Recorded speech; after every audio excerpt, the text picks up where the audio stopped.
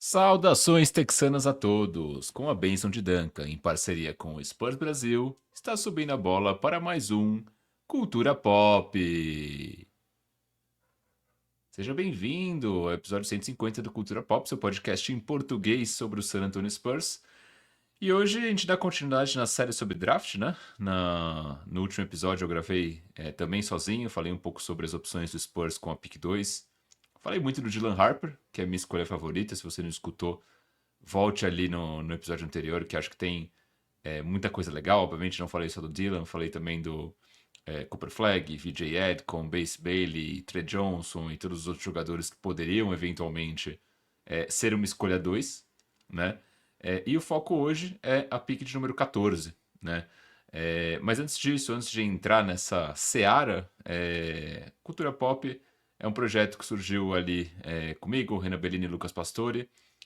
A gente está no Instagram, no Twitter, no YouTube agora também. Você pode seguir a gente por lá, você pode se tornar um assinante do Cultura Pop e virar um Coyote Premium, ter acesso ali ao nosso grupo de WhatsApp com figurinhas maravilhosas. Para assinar o Cultura Pop, você pode fazer isso via Amazon Prime, via Twitch, perdão, que sai de graça se você for cliente da Amazon Prime. Você pode pagar 5 aí no Pix por mês e fazer parte do nosso grupo de assinantes, ganhar emotes exclusivos na Twitch e participar do nosso grupo de fantasy, né? Do nosso fantasy, inclusive, que o Renan Bellini vai organizar aí para a próxima temporada. Cincão no Pix, gente, pelo amor de Deus. É mais barato do que uma coca de 2 litros na padoca. Uma coca de lata na padoca, quase, né? Bem, foco hoje, como eu falava, né? Pick 14. Acho que tem algumas decisões para o Spurs fazer nas próximas semanas, principalmente. Tem muitos rumores surgindo sobre Kevin Durant no Spurs. Tinham rumores com o Giannis Antetokounmpo. Eu acho que uma troca eventualmente com o Antetokounmpo ela é muito pouco provável, porque ela envolveria uma quantidade de assets inimaginável, que acho que o Spurs não estaria disposto a pagar nesse momento. Mas acho que sim, uma eventual troca pelo Kevin Durant, ela pode fazer muito sentido. E eu não vejo como não envolver essa escolha de número 14, caso o Spurs se aventure ali numa troca pelo Durant. Então, assim, pode ser que eu passe aqui 1 hora falando de potenciais prospectos da pick 14 e essa pick 14 nunca se materialize, né? Seja pelo Kevin Durant ou seja porque o Spurs resolveu trocar essa pick por uma pick de 2045, né? Algo bem parecido com o que a gente fez na última temporada, com a escolha que virou ali o Rob Dillingham. Mas enfim, acho que a ideia aqui é falar um pouco sobre os prospectos, mesmo sem saber muito bem qual que vai ser o futuro dessa escolha.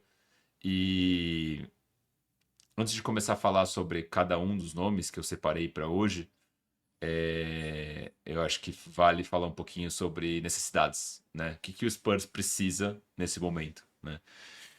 E eu acho que o Spurs precisa de duas coisas nesse momento. Eu acho que o Spurs precisa de bola de três e defesa no perímetro, né? Então acho que o Spurs precisa ali do famigerado protótipo 3D, né? O cara que vai defender, vai ser capaz de defender, vai ter tamanho, vai ser capaz de defender múltiplas posições e vai no ataque derrubar bolas de três. Não estou falando aqui necessariamente da gente ter ali um cara que é um super criador de arremessos. Não, estou falando de alguém que consiga, cara, na defesa, ser bom, ser capaz de ter um impacto positivo e no ataque consiga ali meter seus 37, 42% na bola de três.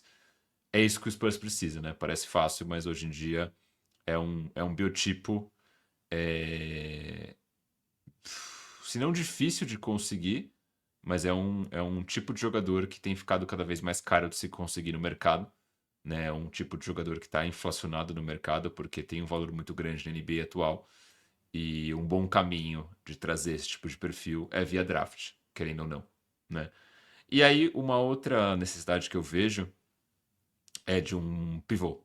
Né? Então, a gente sofreu bastante nas últimas temporadas com Zach Collins, Charles Bassey, agora mais recentemente Bismack Biyombo. Então a gente teve ali a saída do Zach Collins, a gente teve a lesão do Charles Bassey e a gente ficou sem nada, né? Já estava ruim e ficou pior ainda. A gente teve que ressuscitar o Bismack Biyombo do mundo dos mortos. E então é uma carência que o San Antonio Spurs tem. Acho uma carência mais fácil da gente endereçar via free agency do que um 3&D, né? Acho que sairia mais barato. E também é uma carência que a gente poderia endereçar com uma eventual escolha de segunda rodada, né? Obviamente, sempre tem um risco de escolha de segunda rodada desses caras não virarem nada, mas acho que no range da 38 ali, que é a escolha dos Spurs, a gente deveria conseguir encontrar alguma coisa, né?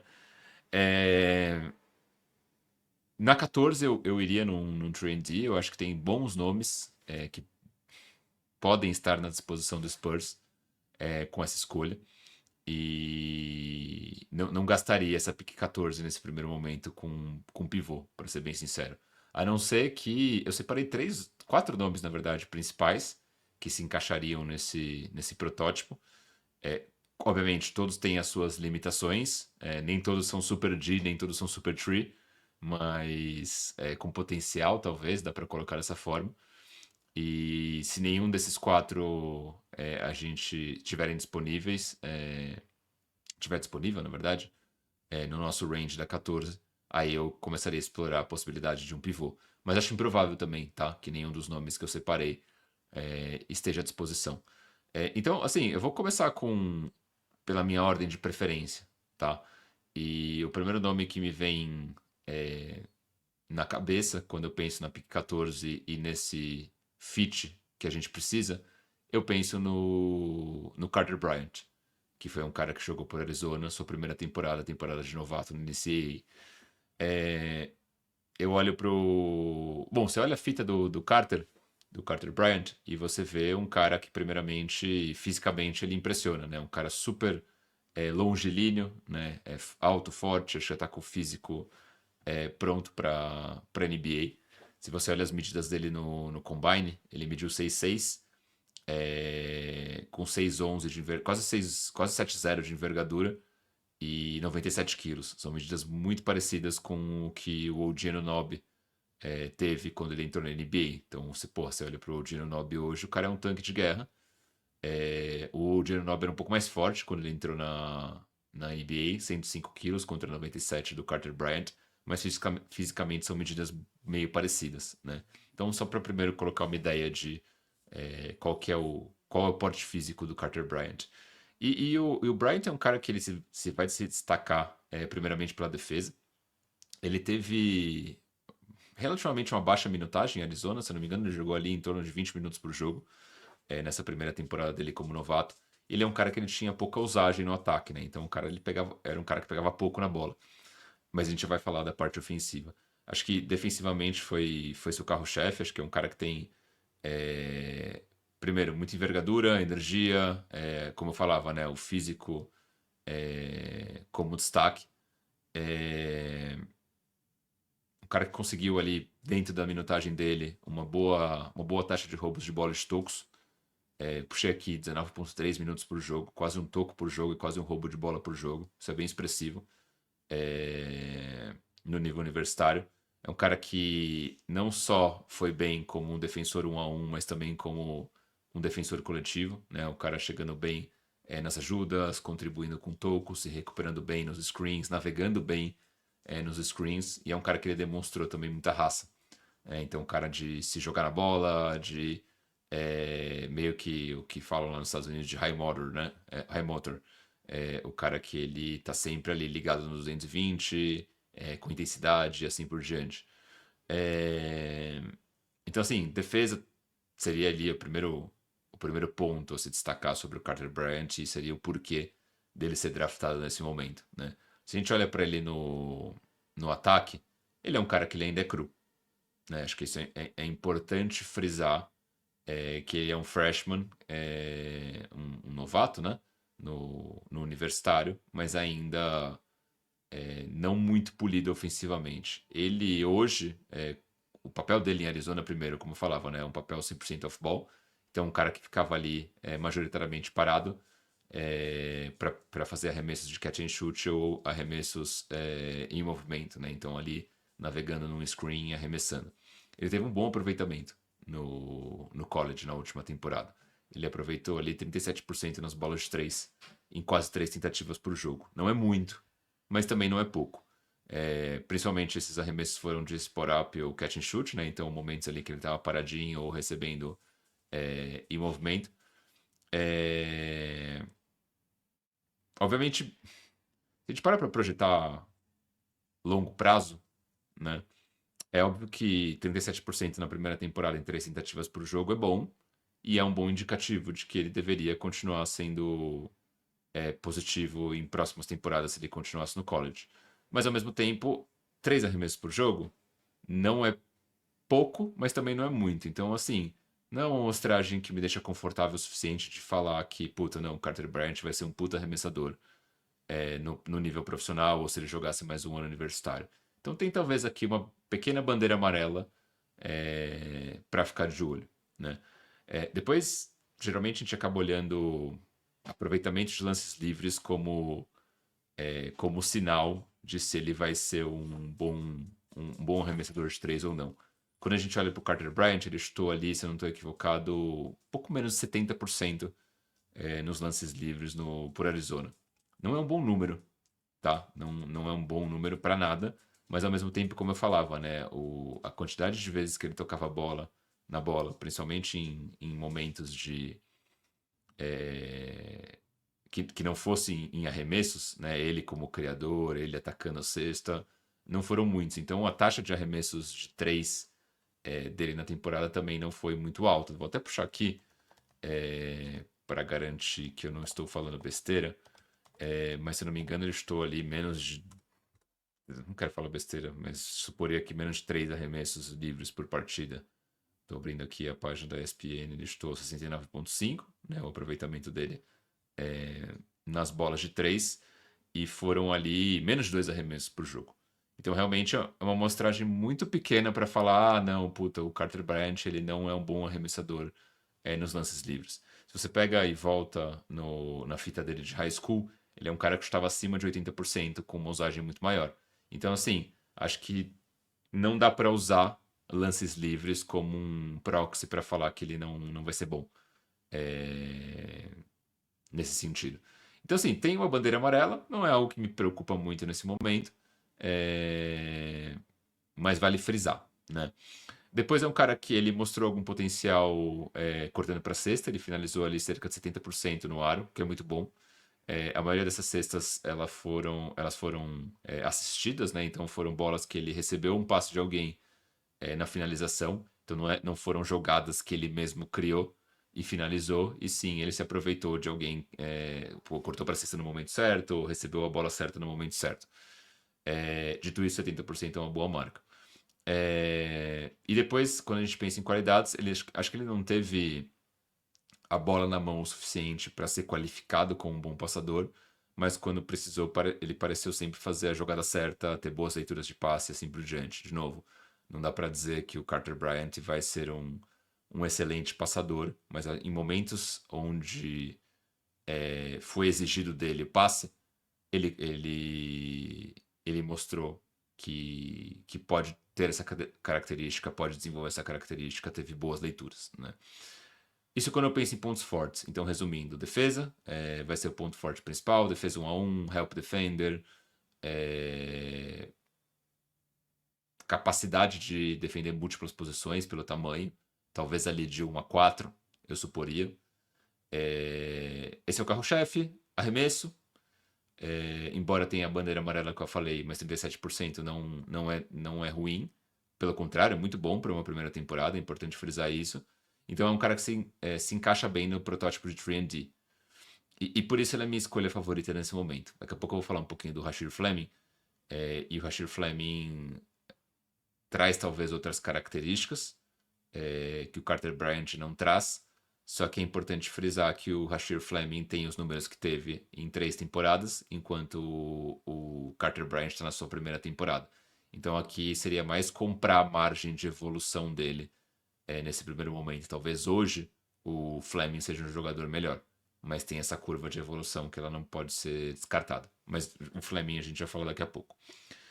Quando eu penso em pontos fracos, eu acho que é um cara que. E os 3 caras que eu. Engraçado isso, né? Os 3 caras que eu separo como minhas potenciais escolhas principais, eles são perfis bem parecidos, né?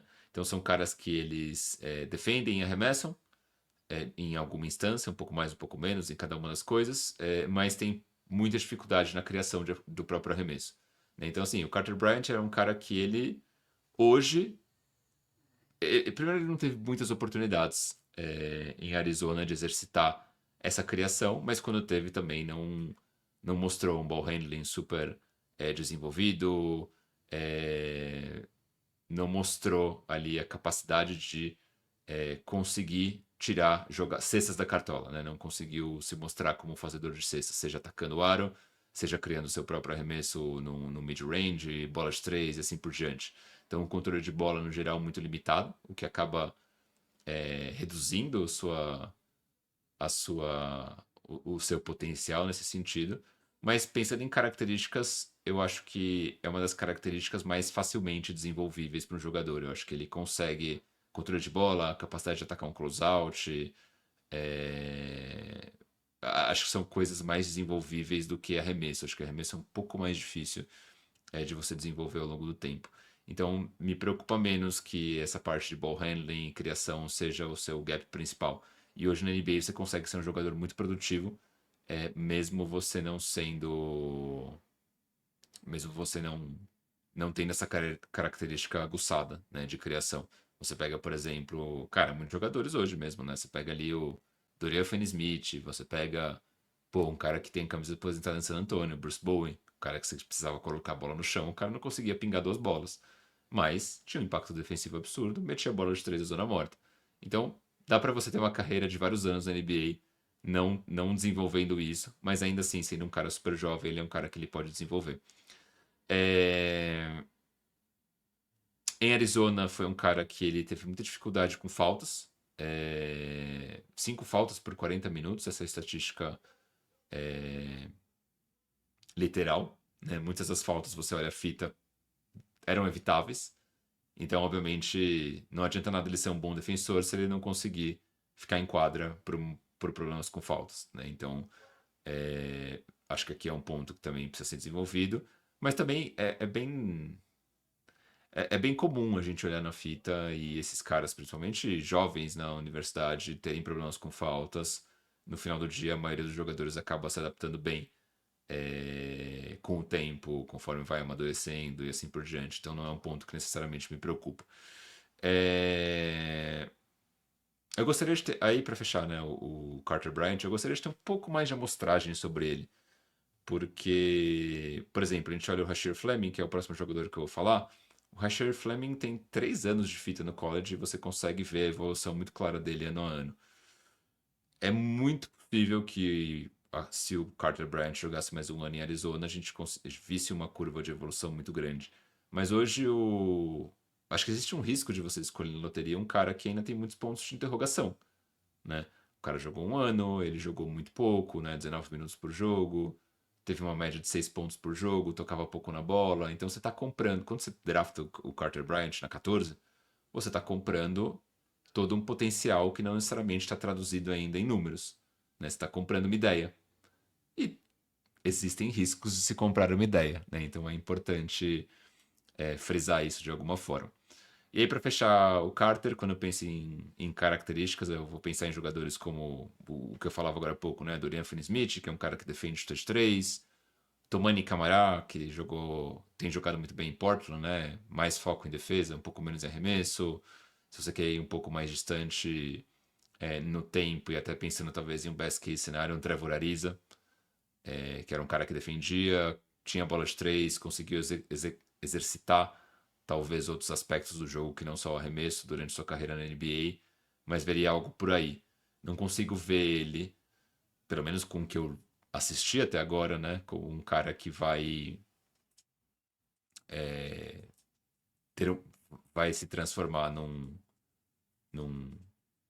numa coestrela ou numa potencial estrela, num All-Star. Eu vejo muito mais ele como um role player, que pode vir a se tornar um role player muito bom do que alguém com um upside claro de se tornar uma estrela. Se esse upside existe, ele ainda não está super claro, pelo menos não para mim. Tá? Mudando, aí o Carter Bryant acho que ele tá um pouco. talvez bastante acima dos outros na minha leitura do que eu assisti, barra li, barra tudo, né? Depois, todos os outros jogadores que eu vou falar do Rashir Fleming, eu vou falar do Noah Seng e eu vou falar do Cedric Coward. Os três, pra mim, estão ali meio que empatados, né? É, Eu acho que o Rashir Fleming ele vai trazer muito tamanho, defesa, e uma última temporada realmente muito boa em arremessos, então talvez um prospecto, se não mais pronto, mas com um fit bem exato com o que o Spurs precisa, né? O Noah Seng, por sua vez, ele é um cara muito intrigante, porque ele é um dos jogadores mais jovens do draft, se eu não me engano, o segundo jogador mais jovem do draft, depois do Cooper Flag. Não tenho confirmado a 100% de cabeça esse statement, mas é algo por aí. E é um cara que ele vem jogando muito bem numa liga profissional, né? Então ele vem jogando ali num dos principais times da Alemanha, jogando playoffs, jogando campeonatos europeus e com números bons. Algo parecido com o que a gente viu com o Zachary Rissachet na última temporada, por exemplo, o Tidjane Salão, esse tipo de coisa. Então, para mim, isso conta muito, né? Você pega um cara que ele tá jogando bem, em alto nível, versus caras que estão jogando bem num nível que ele é bastante inferior, né? Se a gente para comparar uma liga europeia competitiva com o campeonato universitário dos Estados Unidos, tem uma diferença de nível grande, né? Então, a gente tá falando de o Noah Sen jogando contra profissionais versus o Rashir Fleming ou o Carter Bryant está jogando contra caras muito bons, mas também com caras que a gente sabe que não vão ter uma carreira no basquete. E isso é muito relevante, é importante de falar. Então, isso me pega muito em eventualmente pesar pró Noah Seng na 14. Mas depois tem contras que eu acho que me afastam do Noah Seng na 14 ao mesmo tempo. E aí tem o Cedric Coward, que é um cara que ele também já é um pouco mais velho. Ele vai ter 21 na noite do draft, se eu não me engano. Mas ele faz 22 anos esse ano. Mas é um cara que vem de portal de transferência na NCAA. E ele é um cara que teve uma última temporada com poucos jogos, porque ele teve uma lesão séria, mas que deixou uns sinais bem impressionantes, né? O Cedric Coward, se ele faz a última temporada dele completa em Washington State da maneira como ele vinha fazendo, e eu vou falar um pouquinho mais sobre isso daqui a pouco, ele é um cara que hoje ele estaria cotado para uma loteria top 10, top 5 talvez, facilmente.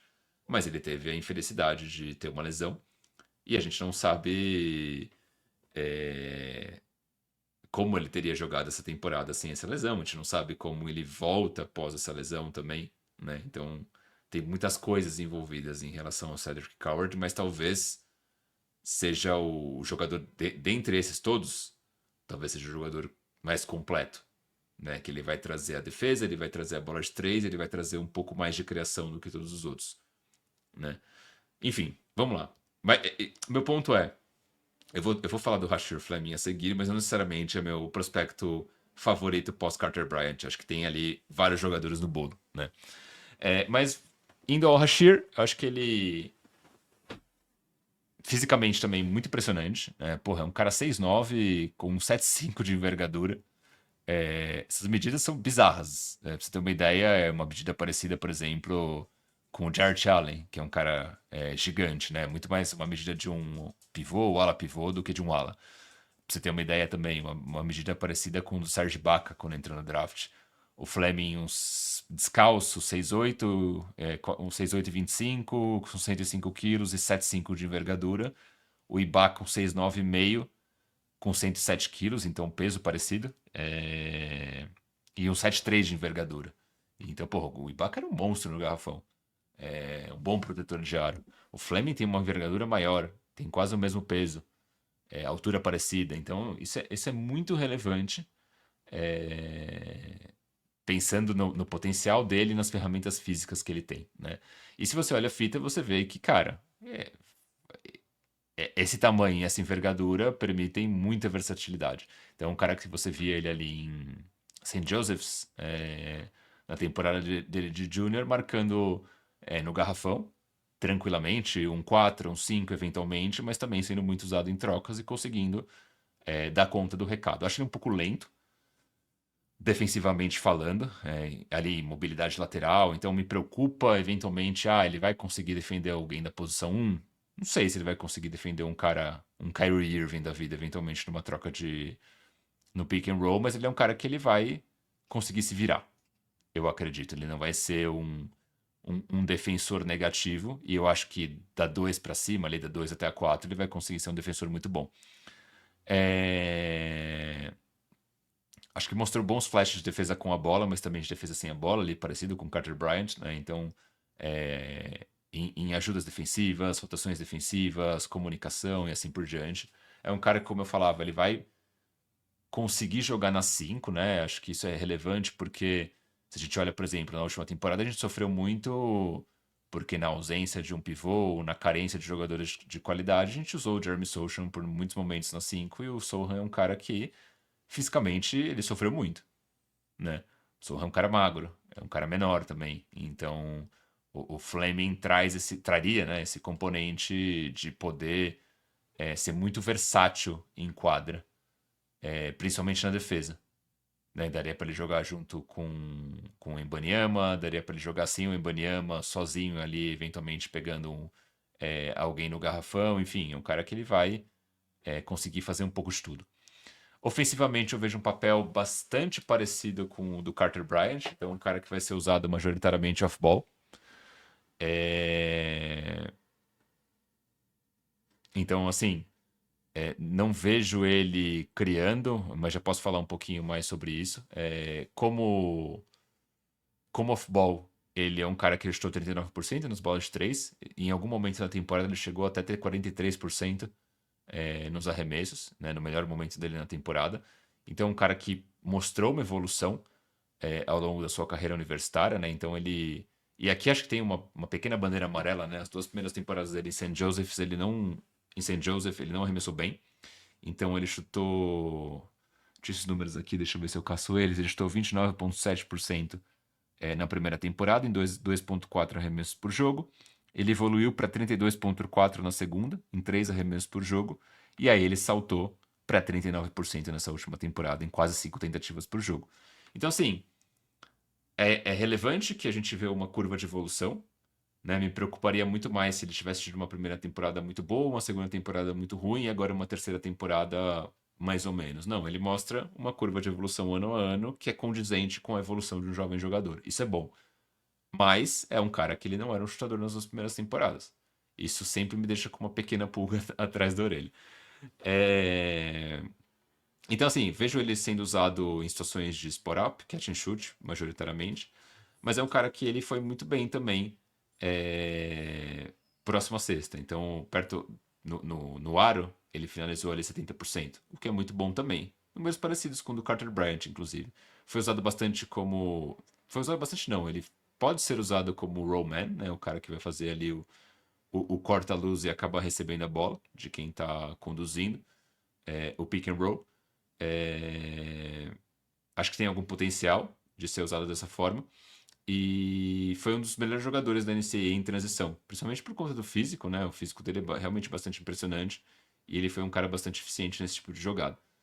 Então, eventualmente, interceptando um passe, indo em direção à cesta e finalizando, enfim, é um cara que conseguiu aí um bom. Acho que você olha a fita dele, dá para dizer que ele vai dar conta do recado jogando em transição, sendo acionado na velocidade, assim por diante.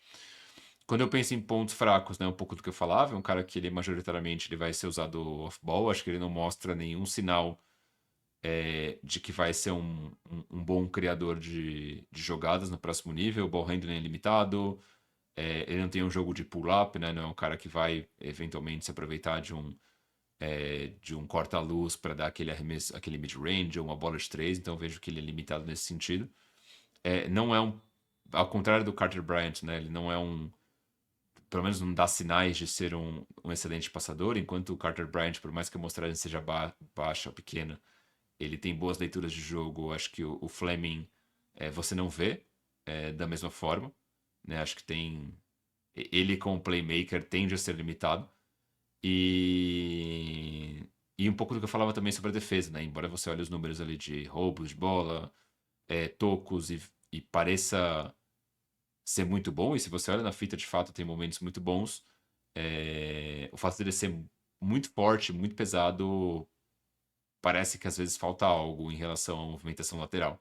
Sobretudo na defesa 1 a 1, brigando nos screens e assim por diante. Eu tenho um pouco de dúvida, meio que na linha do que eu falava antes, de como que ele vai se virar contra esses caras mais ágeis em trocas e assim por diante. Esse dos pontos, acho que talvez seja o que me preocupa menos. Acho que ele vai dar conta, principalmente pela envergadura que ele tem e tamanho, mas acho que pode ser um risco em relação à versatilidade de defesa, de defender múltiplas posições. Mas veja ele conseguindo defender da 2 até a 5, ou da 3 até a 5, ou algo nessa linha. Né? Quando eu penso em comparação, acho que talvez um perfil parecido com o que eu falava ali com o Carter Bryant, realmente acho jogadores muito similares. Então, caras como o Dorian Finney-Smith, ou mesmo se você pega um Jeremy Grant, antes ali de ter ido para Detroit, onde ele tinha um protagonismo muito maior ofensivamente, né? Pega ali o Jeremy Grant em Denver, ele era um 3D, basicamente. Então poderia ser algo nessa linha. Acho que aí tem um último ponto, que não é necessariamente um ponto fraco, mas também associado com o que eu falava no começo, né? O Rasheed Fleming Jr., ele já entra no draft um pouco mais velho, ele vai ter. Não lembro agora se 21 no antes do draft, mas ele completa 22 no próximo. Nesse ano, né? E eu acho que o que me faria escolher o Carter Bryant, não o Rasheed Fleming, por exemplo. Eu acho que o Carter, em uma temporada, ele demonstrou melhores flashes como passador, né, como playmaker. Ele defensivamente me pareceu muito mais ágil, embora acho que, óbvio, né, fisicamente o Rasheed Fleming ele vai conseguir marcar caras maiores e mais fortes, mas aí tem um pouco de prós e contras, né, enquanto o Rasheed Fleming vai trazer tamanho e talvez a capacidade de defender caras maiores, o Carter Bryant é mais ágil, vai conseguir navegar melhor pelos screens e assim por diante, então talvez os problemas em troca sejam muito menores. Tenho dúvidas o quanto o Fleming vai conseguir defender esses jogadores mais rápidos, ou mesmo alguns três que são mais velozes, enfim. E acho que o ponto principal para mim é que o Carter Bryant é bem mais novo, né? Então, se você pega a temporada de freshman do Bryant e compara com a temporada de freshman do Rasheed Fleming, a temporada do Carter é melhor, o que é um indicativo de que o Carter pode ser um melhor jogador no futuro. Você está comprando nessa margem de que ele vai evoluir. Só para ter uma ideia, né? O Fleming vai ter 21 anos na noite do draft, o Carter vai ter 19, né? Então, eu diria que por aí, quando eu penso na comparação entre ambos e por que hoje eu escolheria o Carter Bryant. Se a gente vai para o Noah Seng, né, que é o outro jogador que eu falava, o Noah Seng, como eu falei, acho que é o segundo jogador mais jovem do draft, vem da experiência numa liga profissional, jogando contra homens adultos, entre aspas, né, jogadores que já tiveram experiência na NBA, experiência de anos em ligas profissionais da Europa, um nível muito mais alto, né? Você olha ele como medidas físicas, o cara super atlético, boa envergadura, muito fluido em transição. Você pega aí as medidas do Esseng, por mais que ele não tenha participado do Combine, ele provavelmente tem algo ali entre 6'8" e 6'10". Uma envergadura também, que aproximadamente ele vai ficar na casa do 7'0", algo entre 6'11" e 7'1", eu suporia. Então ele tem ali uma estrutura física muito boa e uma envergadura, sei lá, comparável a um Big da NBA, eventualmente. É claro que ele é muito magro ainda fisicamente, então tem espaço para ele adicionar massa. Isso deve acontecer com ele na NBA, mas é um cara que fisicamente ele pode ser bem impressionante, né? Ele me lembra um pouco. Eu vou falar mais um pouco dessa comparação em algum momento aqui, mas ele me lembra um pouco como o prospecto Tidjane Salão, da última temporada que tinha jogado na França. Também, se olhava a fita dele, você falava, cara, esse cara em transição monstro, fisicamente o cara é gigante, tem um potencial enorme. De fato, a primeira temporada do Tidjane eu achei que foi melhor do que eu imaginava, ele jogou mais tempo do que eu imaginava em Charlotte. Achei que ele foi bem até, teve bons highlights para um cara super jovem. E eu vejo muita similaridade entre o jogo de ambos, assim, um cara que vai conseguir finalizar muito bem, vai conseguir puxar contra-ataque, finalizar em transição muito bem, perto da cesta, né? Então ele teve um aproveitamento ali na área restrita de cerca de 80% desses arremessos, é, o que é muito bom. 80% é algo realmente é, sinistro, com 69% perto da cesta ali na área do garrafão, que é muito bom também. É, um cara que tem uma boa taxa, ele ataca bastante a cesta, então acaba também, por consequência, indo bastante para a linha de lance livre. Tá chutando ali, se não estou equivocado, entre 73% e 74%. Não é excelente, mas não é ruim, né? Acho que é um aproveitamento ok. É, pode ser melhor? Óbvio, mas também não é horrendo. É um cara que defensivamente ele tem boas leituras, então é um cara que ele vai ser. é, Ele vai conseguir interceptar linhas de passe, roubar a bola, se recuperar bem dos screens e dar aquele toco por trás dos jogadores. Ele teve 1,5 roubos de bola por jogo e um. é, Não me confundi aqui com os números.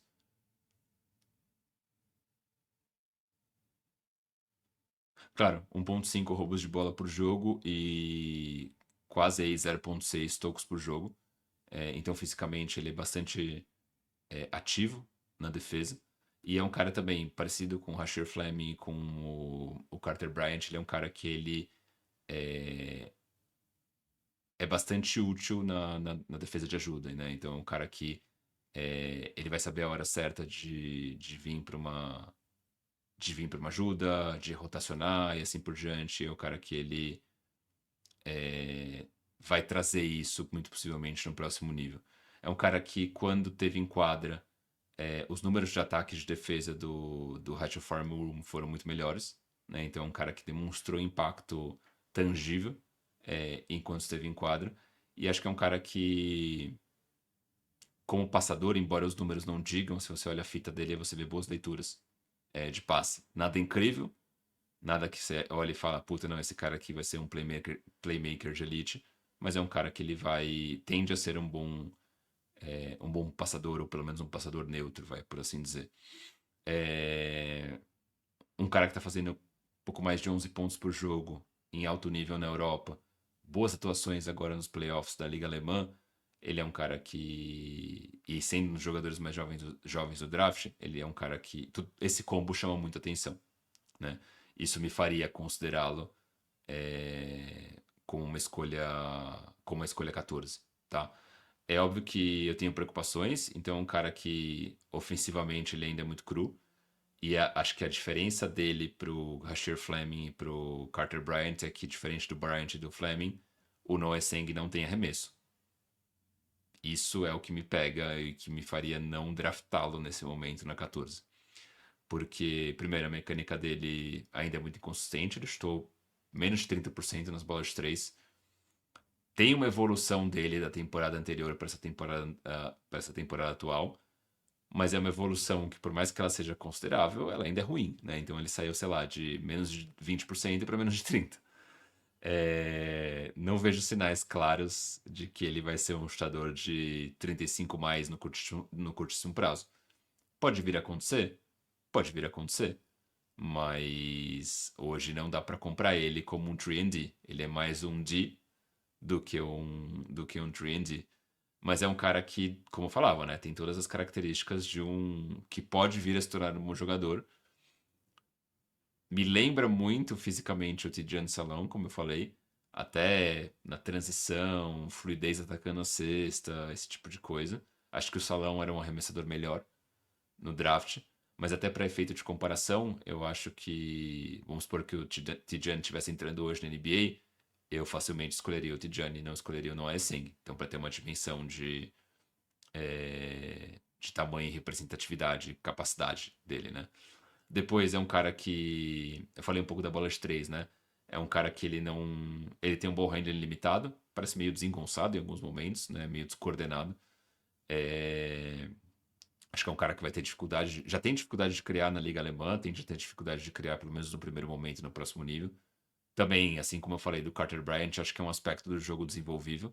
Ele é um cara que ele ataca bem em closeouts, ele ataca bem em linha reta quando ele tem a bola na mão, principalmente pelas ferramentas físicas, mas é um cara que tem dificuldade ainda de colocar a bola no chão e criar. É, eu vejo ele como um perfil, talvez um perfil que vai passar uma boa parte, dependendo do time que ele cair, uma boa parte da primeira temporada na G-League. Eu, sinceramente, não consigo ver ele hoje chegando e contribuindo imediatamente em San Antonio, principalmente pela questão do arremesso. E isso é crucial para mim, para o San Antonio, projetando a próxima temporada, né? Eu acho que o Spurs, na 14, se não trocar essa escolha, eu acho que eu buscaria talvez alguém com um bom fit, é, mesmo que escape aí um potencial maior talento para uma outra equipe. Mas essa é a minha forma de pensar. Acho que entenderia outras formas de pensar aqui também, tá? Quando a gente pensa em ferramentas físicas, deixa eu ver se eu puxei alguma comparação. Não, não puxei a comparação do Noah Seng porque não tem os números oficiais dele do Combine. Mas, como eu falei, né? Me lembra muito ali o Tidjane Salão. Acho que dá para ter olhar a fita do Salão e comparar um pouco, eu diria que é algo mais ou menos por ali. Talvez o Salão um pouco mais, um pouco não, com certeza ele é um pouco mais forte fisicamente, mas se você olha a envergadura, tamanho, eu diria que são muito parecidos, né? Fechando os alas, né? Os 3&Ds, tem o Cedric Coward. O Cedric Coward, ele. Um pouco do que eu falava, né? Ele jogou. Ele tá ali na quarta temporada dele universitário. Ele jogou. é, jogou em níveis inferiores em outros momentos.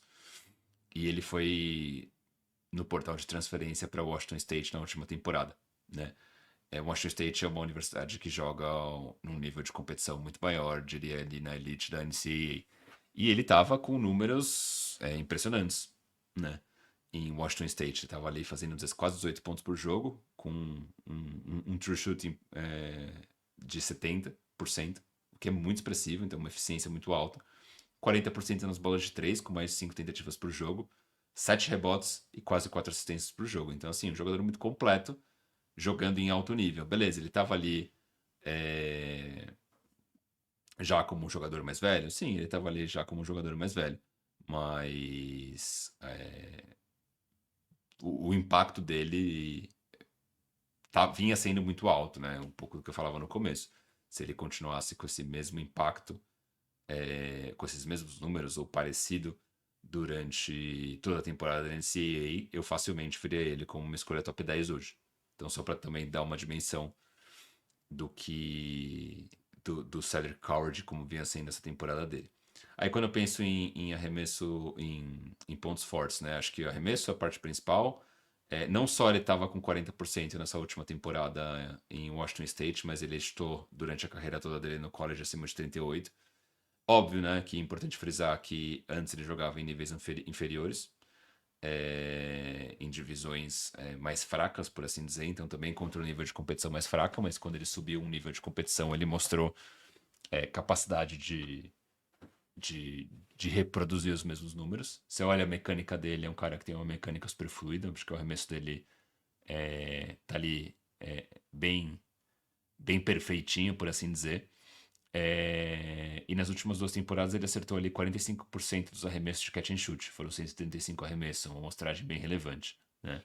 Acho que é um cara com bastante tamanho, então tamanho e agilidade, né? Então ele tem uma boa envergadura, um 7,2 de envergadura. Se você olha as medidas dele, descalço, 6,5, 7,2 de envergadura e 97 quilos. São medidas virtualmente iguais às do Herb Jones, do New Orleans Pelicans, que é um cara que você olha e fala, porra, super longilíneo, excelente defensor, ou a diferença aqui é que o Coward é um pouco mais pesado, né? Então, em relação a físico, acho que é um cara que está pronto para NBA, com bom nível de atletismo. Acho que ele vai se adaptar bem nesse sentido à liga, não só em relação a medidas, mas também velocidade lateral, impulsão. Acho que é um cara que ele tá pronto para chegar e jogar, por assim dizer, em algum time, né?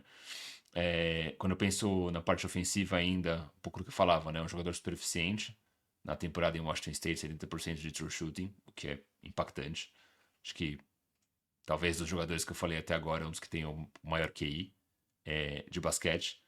Bom finalizador no aro, 76% no aro nessa temporada de junior. Então, um cara que vai ser capaz de atacar a cesta, finalizar e assim por diante, acho que pode ser muito possivelmente o steal do draft. Acho que muitos times talvez fiquem reticentes em apostar no Coward por conta de tudo que eu falava, né? Um cara que ele se machucou, teve uma lesão séria nessa última temporada. É um cara que ele tem pouca amostragem jogando em alto nível. Então, se alguém apostar e ele conseguir mostrar que ele era esse jogador de Washington State, pode ser o estilo do draft, né? Vamos ver quem vai apostar, né? É, Tem uma característica do jogo dele que eu acho que vai ser pouco usada na NBA, mas no college ele mostrou muito um jogo de costas para cesta, bom, mas é uma característica que está em desuso na NBA atual. Talvez ele poderia usar esse tipo de jogada eventualmente para punir algum marcador mais leve, ou mais baixo, ou mais fraco que esteja defendendo ele. Defensivamente, acho que ele pode ser um defensor muito positivo. Não acho que vai ser o ponto mais forte do seu jogo, mas ele teve ali quase 2,5 roubos e tocos em conjunto, né, os stocks, por jogo em Washington State. É, Então acho que defensivamente ele vai ser um cara que ele vai se virar muito bem. Também bom help defender.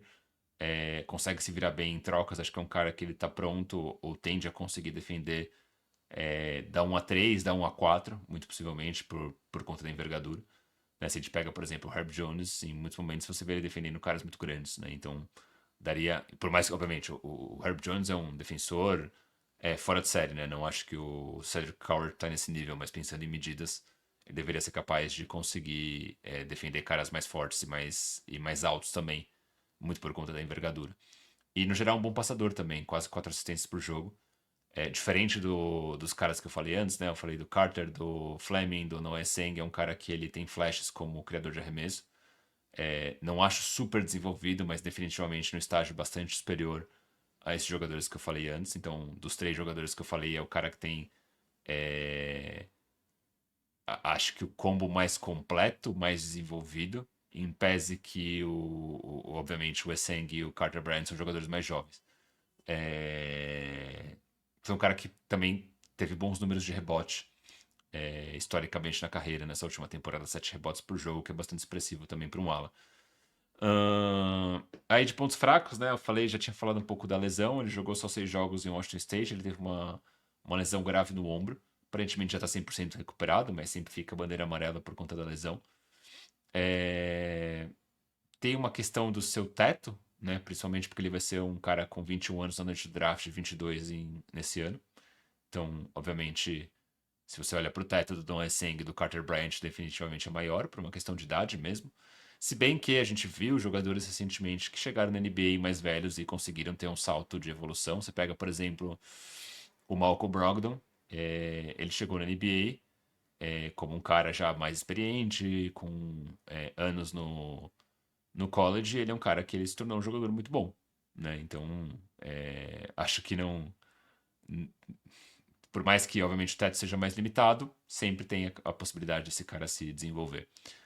Controle de bola, acho que como os outros jogadores, né, não é necessariamente ruim, como é o Rasheed Fleming, Carter Bryant e assim por diante, mas acho que sempre é um ponto a ser desenvolvido, embora que eu consiga ver o Cedric Card eventualmente evoluindo mais rápido como um condutor de bola secundário, ou como um criador secundário.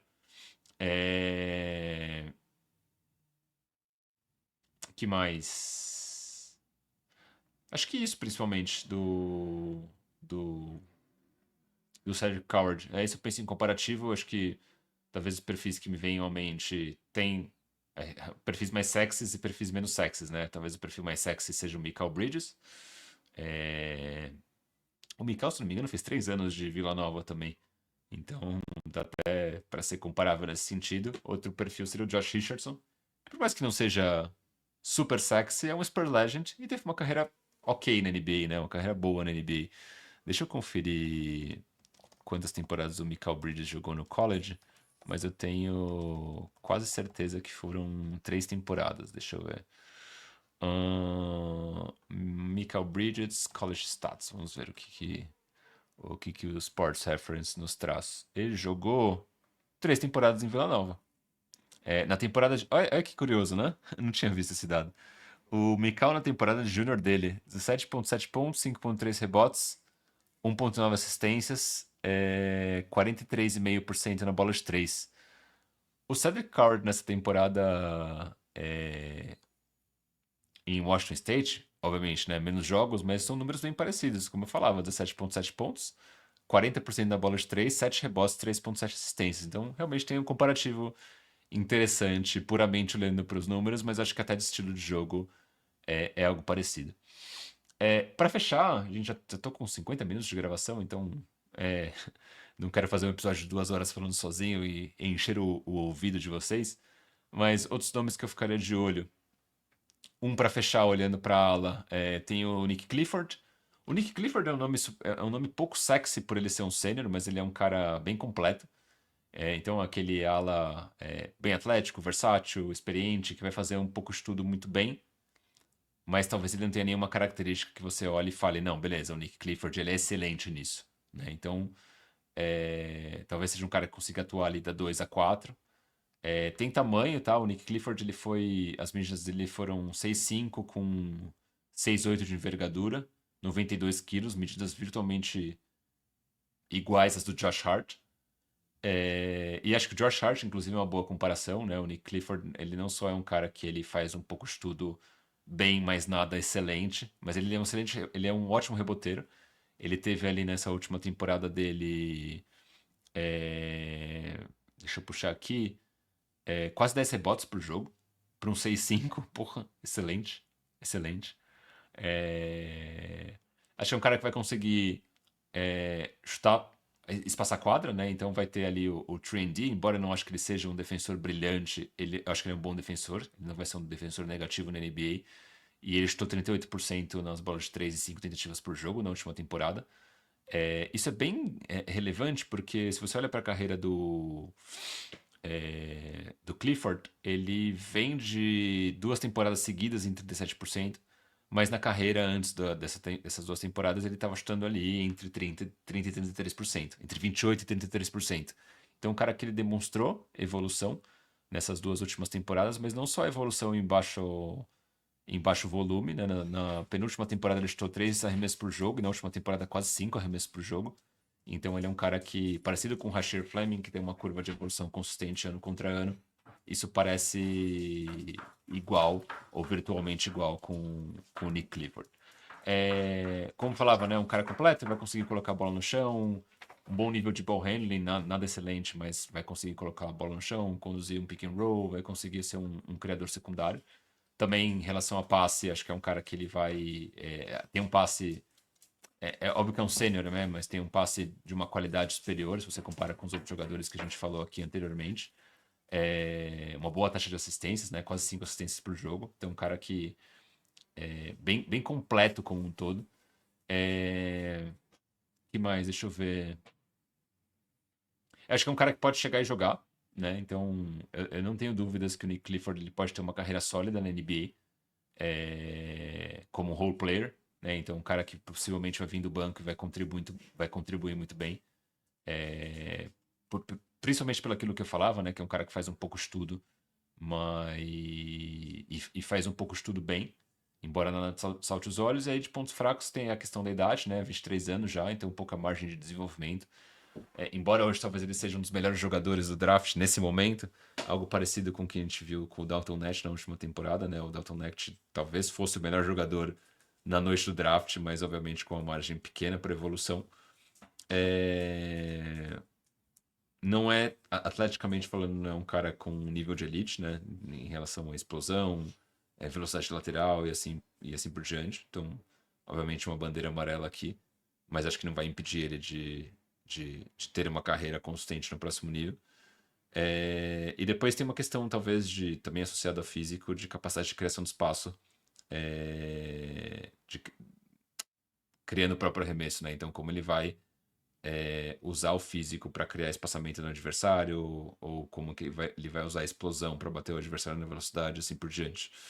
Mas, como eu falava, né? Acho que é um perfil que tende a ser muito mais um role player. E na NBA eu imagino ele muito mais sendo usado off-ball, ali como um 3D do que necessariamente como um cara que vai ter a bola na mão. Então acho que isso, nesse momento, me preocupa um pouco menos. Acho que o fato dele ser inteligente, conseguir fazer boas leituras no ataque, acho que acabam sendo vantagens maiores, né? Pra fechar, daí você começa a ir pros pivôs, né?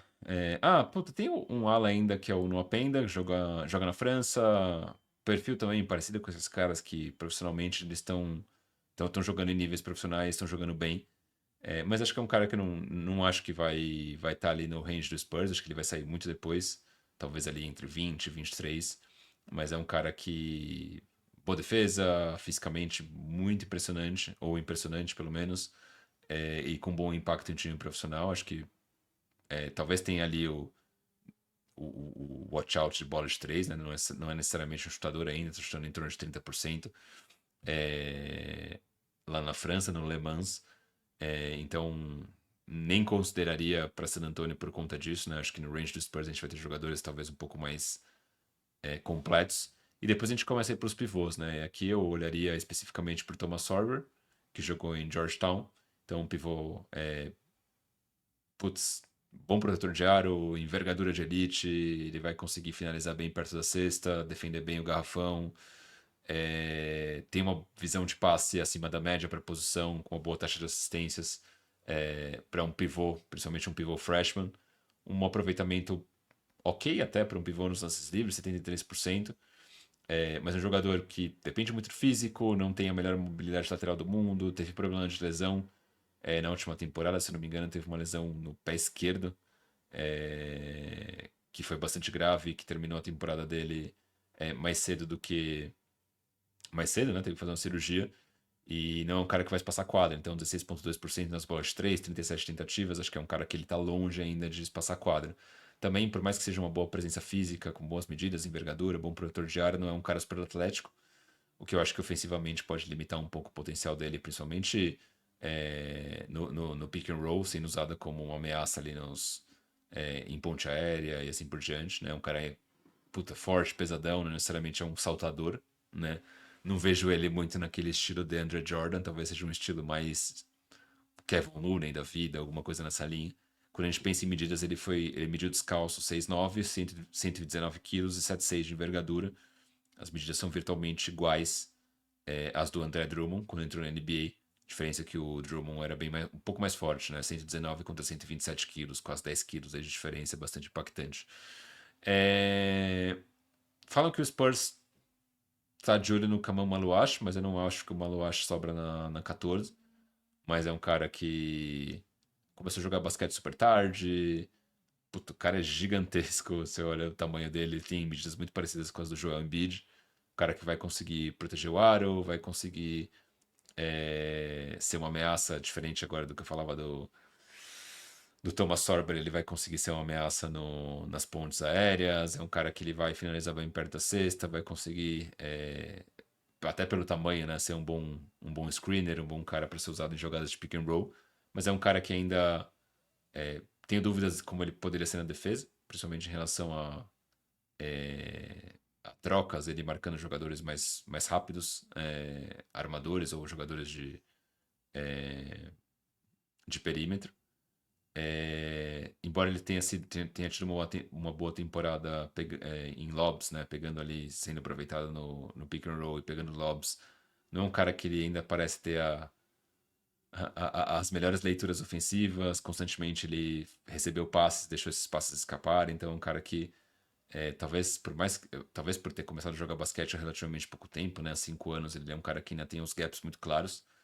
É, Não é um bom chutador de 3 ainda, né? 25% de aproveitamento, volume muito baixo. Acho que é um aspecto do jogo que ainda não praticou muito. Pode ser que tenha algum upside, mas ainda é difícil de dizer.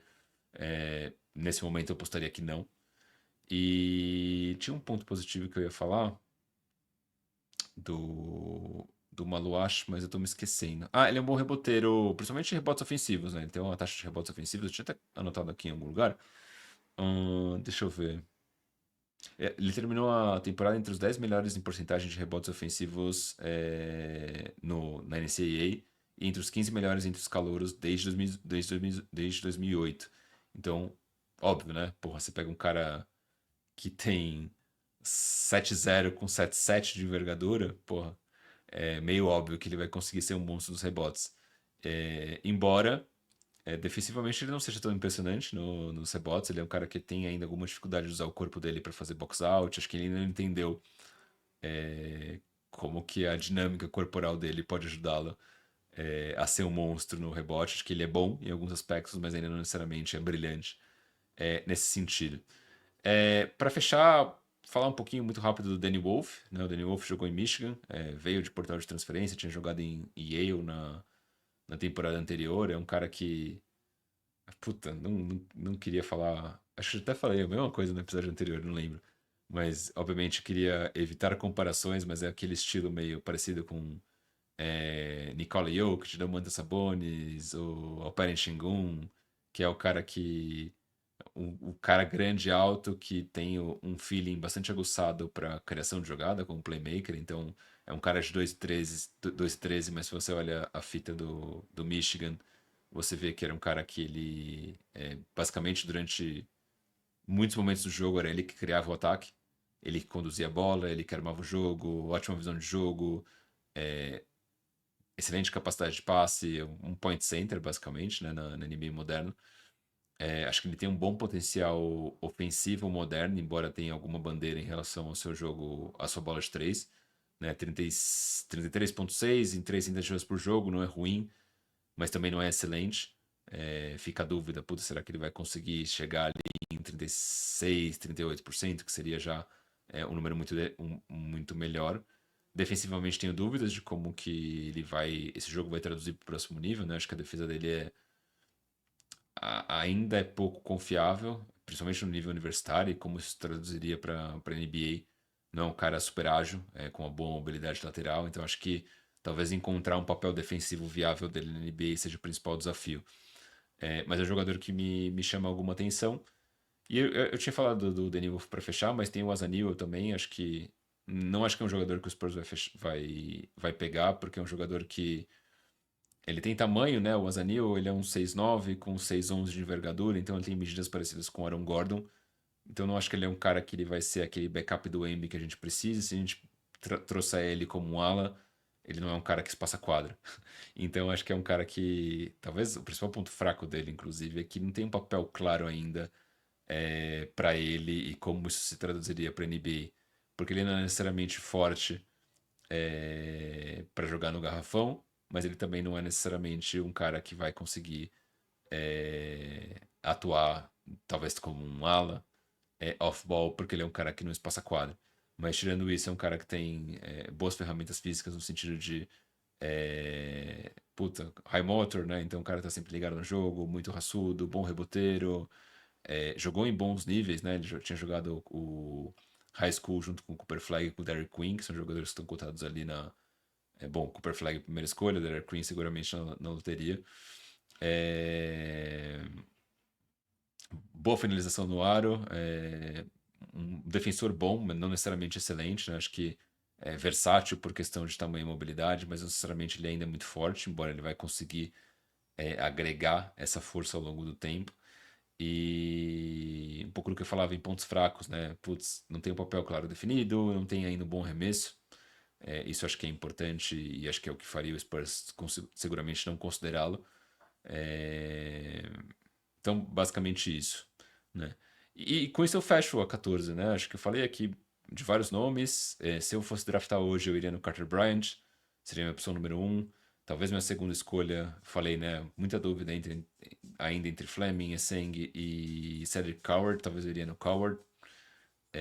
Acho que é o jogador talvez com menos margem de evolução, mas talvez o mais completo.